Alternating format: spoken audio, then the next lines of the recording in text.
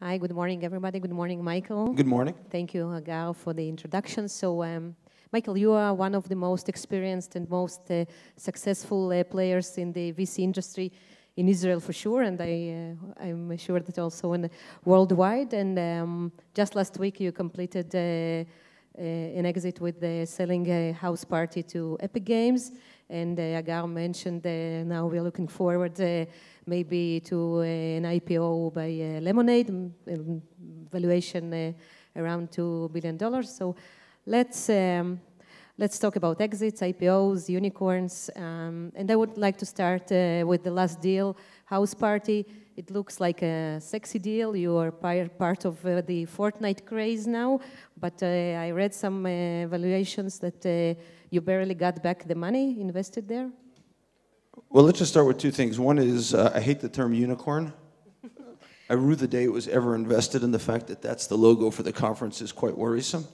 And the second thing is to be called a veteran is kind of a change. I much prefer when they call me the young guy in the room. So, but you're a grandpa. That's true. I am a grandfather.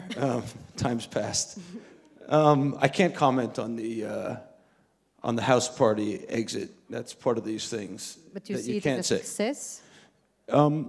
I see it as a success for the founders and the entrepreneurs and the engineers who get to ply their trade now on an incredible platform such as Epic and Fortnite. That's what I can say. That's what it is. Okay, Yeah. so... Ask me questions that I can actually comment on. I'm not contractually bound not to comment on. Okay, so that maybe is not such a big success, so it's kind of an orphan. But now let's talk about what happened yesterday. And when there is a huge success, suddenly there are many fathers. I'm talking about the quarrel in Twitter yesterday between Adam Fisher, who was here earlier on the stage, and Shai Wininger, one of the founders of Fiverr, which had an amazing IPO last week, exploding up almost 100%. And he's also part of Lemonade founders. What's happened there? Why the sides are so frustrated? I don't know what happened in the past. We all read on Twitter, and then I think there was follow-up in The Marker about Shai Wininger's tweet. Everyone know the context? You want to share the context? You know it better, all the behind the stage. Shai Wininger put out two tweets, I guess it was yesterday or the day before, in response to a blog post that Adam Fisher wrote from Bessemer, suggesting that Shai was wiped out from the past of Fiverr. I generally don't try to put my head in between two other people having an argument. I remember meeting Shai back sometime in 2000, I don't remember what. When he started Fiverr, I think he was the sole founder of Fiverr originally, and I just feel very fortunate that we got to back him in Lemonade. As I wrote afterwards, I literally begged Shai and Daniel to take our money, even though I was the guy who introduced the two of them. Mm-hmm. And just feel fortunate that we missed Fiverr, but got a second shot on goal with Shai when he started Lemonade. Okay, so you said that you hate the buzzword unicorn, but I still have to ask you, how do you recognize, what are the parameters of a small startup becoming a huge company? You would say, if we're referring to this last example, maybe Shai didn't realize that Fiverr is going that way also? I think he did. We should give him that credit. I think he did. But he left. Well, like I said, I was not there in the boardroom with what happened. I have no idea what happened. Okay, we should have him on stage. So how... In general, you should have a conference that has entrepreneurs and not venture capitalists. Those are guys who make the difference. This is, VC blah, blah. Okay, but still, please share with us the categories, the parameters. How do you know that will be a huge success? And you have a few in your pocket. I don't think anybody really knows. And anyone who tells you they do, I think, is probably not telling the truth. And so what you're looking for is just an extraordinary entrepreneur. I like to say we look for something I learned at Benchmark. We look for learn-it-alls and not know-it-alls. There are more know-it-alls than there are learn-it-alls, unfortunately. And try to ask what do they understand different about the world or about the problem they're solving than everybody else does? Somebody was just asking me in the back, how do I invest if I have no technology expertise? I told them, I find that venture capitalists who have a lot of technology expertise think they know what the right technology is and therefore are not open-minded enough to the fact that the entrepreneur thinks about something differently and looks at the world differently. And I'm unencumbered by that knowledge. And being the dumbest guy in the room technologically, I think, is quite an advantage. And so it's a... founders, it's the it's market. It's always the founders, and that's how you start, and they do something different. And then I think a lot of Israeli companies in particular, but startups in general, miss the phase where growth is starting to become apparent, and you need to bring real management into the room. And Meg Whitman was fond of saying that you need to hire these people 12 months ahead of where you need them, and kind of double down and triple down on scale ahead of the curve. And if you want to really build a really big company, you need to invest upfront a lot of money in talent and management to go scale that. And it's scary. And you put these companies at risk. And, you know, some of the best companies have near brushes with death. You know, we had a near brush with death at WeWork in the B round. So you were implying actually when the company starts growing, you have to bring management in order to think about profits. Profits still matter? No, you said profits. No? I just said growth. Growth. You need to double down on growth when the going is good. And even when you don't have necessarily the money to double down on the growth, you need to take the bet. The best entrepreneurs double and triple down on the bets. They kind of move all in at different junctures in the company for growth. And that's how you get the bigger outcomes. You know, the same company starting with the same starting point and with the same insight will have very different outcomes depending on whether they took additional incremental big bets along the way. And that's what makes big companies. So the whole discussion now around the hot IPOs, which are fastly growing companies but not profitable, so you think it's fine if profit doesn't matter anymore? No, profit always matters because every company ultimately trades at 15 times earnings. That's just life. But, you know, like Amazon wasn't profitable for a long time, so there'll be other companies that aren't profitable for a long time, and there'll be some companies that are not profitable for a long time that'll go out of business. So, you know, I always say that companies go out of business for exactly one reason. Does anyone know what it is? They run out of money.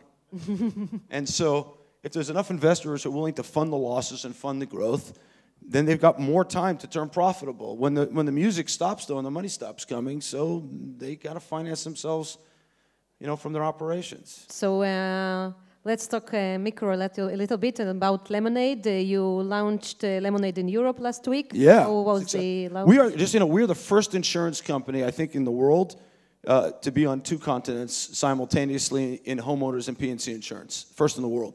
Like everything else is like Allianz is in Europe and Allstate and State Farm in America. And this thing just seamlessly from here. You know, it's like 100 yards away. And how is the acceptance? How are the numbers? I mean, it's super early. If you look at Lemonade, just in general, when we started first in New York, like the growth was like this, and now we're the fastest growing insurance company in the world. But it's, you know, I would guess, I don't know the numbers, but I would guess we've probably sold hundreds to low thousands of policies probably in a week, but I don't know the number. And you have a unique business model at Lemonade with giving to charity part of the money left after paying claims. So it's fine while it's a private company. How would you think if you take it public, how the investors will accept it? Yeah, let me correct you. It is not that we have a business model that gives charity. This is not corporate responsibility. This is a fundamental realignment of the business model of an insurance company, and we need to take a broader lens on what insurance is. Insurance companies make money in a very simple way. You know what it is? They invest your money, right? Now, how do they invest your money? You give them money up front. They promise to pay you in 10 or 20 years when, God forbid, something bad happens to you and your family. And so you give them money to let them invest it. That's why Warren Buffett is so rich today. He's taken money from tens of millions of people around the world and invested it on his own behalf and on behalf of his shareholders. And he promises to pay you later. Now, he gets to keep more money, Warren Buffett, if he denies your claim. So if you have a flood in your house, you know, and Harel denies your claim or Warren Buffett denies your claim, then he's richer. Careful, my husband works for her. Perfect. So he makes more money by not paying for your flood. And his bonus is like dependent on denying your claim. It's pretty egregious. So what we've done is realign the business model and said, just like in a SaaS business, we'll take a flat fee for managing the pool. We'll manage the pool, you'll pay us 25%. And what's ever left over at the end will go back to the policyholders in the form of charity. Part of the reason for the form of charity has to do both with behavioral economics and regulation. You actually cannot rebate insurance money to customers in most parts of the world. So therefore, I can't give it back to you. Otherwise, I'd be happy to. So now I've created an aligned incentive alongside of a social good that means that I'm not incentivized to reject your claim, and you're not incentivized to claim. to defraud me. Because insurance fraud, by the way, it's like a victimless crime. How many people, don't tell me about yourselves because you'll never say you did it. How many people know of a shamai, an adjuster, who may have, maybe just a little bit, taken up the cost of your car accident? Nobody raising your hand, you're all liars. Dan Ariely was right. Okay, that's goes on. Yeah, okay. So you a couple of times you invest together with SoftBank and No, they invested after us. They came after you. So many people think that they are to blame for the inflated valuations and maybe part of the disappointment with the Uber IPO. What is your stand on that? Do you think after Uber IPO, it will the numbers will go down to be more reasonable? Oh, this is like BS. This is. Nobody forced Uber to take SoftBank's money. Nobody forced Lemonade to take SoftBank's money. No one forced WeWork to take SoftBank's money. They're an investor like every other investor, and they should be treated with respect. That's the first thing. And the fact that Masa raised $100 billion, we should treat him with the utmost respect. That's A. B, the Uber IPO at today's price, which is I think is about $44 a share, is above Masa's price. So Masa made money on the Uber IPO. That's point 2. Point 3 is we have a misconception about IPOs.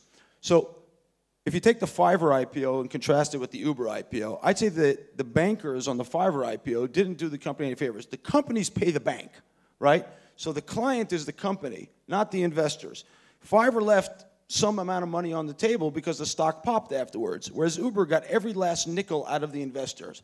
And we need to look at stock prices not the day after, which journalists like to do, but 12 and 24 and 36 months after, which is what long-term investors want to do. A good IPO is one where the price stays relatively stable, which is what happened at Uber. That means that the company got all its money, and over the next 12, 24, 36, 48, 60 months, 10, 20 years, it goes up much faster than the S&P. So that's what you will prefer to do with the Lemonade? Maybe you... That's what I love about journalists is that they report things without named sources. Then they do a conference to double down on them and say, so Kylkaliist had an anonymous report from people saying that Lemonade is going public, and then I get on a conference stage and you double down on the same question, and it'll be tomorrow's headline. So you're denying? I don't confirm or deny anything. I can't comment on it. Okay, but at some point it will go public. With God's help. Okay, so before with the support of public market investors, thank you. So before wrapping this up, what advice would you give to younger venture capitalists as a seasoned? Stop that season. No, okay, yeah. no. Yeah. But so many successes, and you're a renowned investor. How can they become part of the club of the big VCs? So I think the first and most important thing is someone should give you a chance. John Medved's here, I think somewhere. He gave me a chance early on in my career, which I'm very appreciative of, and let me lose some money, which is the second part of it. You actually have to crash some F-16s before you make some money and develop a stomach for losing money, because it's a very risky business. I've written about this before, but the venture capital index loses money, right? Most venture funds lose money. And most of the money made in the venture business is in a small number of funds. So getting a chance earlier in your career and having people let you make mistakes, I think, is really important. The second thing is never screw an entrepreneur. It's a risky business. Entrepreneurs are emotional. It's their baby. And all sorts of things happen along the way. And I think it's Kevin Compton from Kleiner Perkins taught me this. It's really important to treat them well also on the way out and in all sorts of ways. It doesn't always work out, but that's important. And then I think, the last thing is that, like I started with, it's not about the VCs, it's about the entrepreneurs. And they're the most important people here. They're the guys who should be on the stage and not us. Okay, next time. Thank you very much, Michael.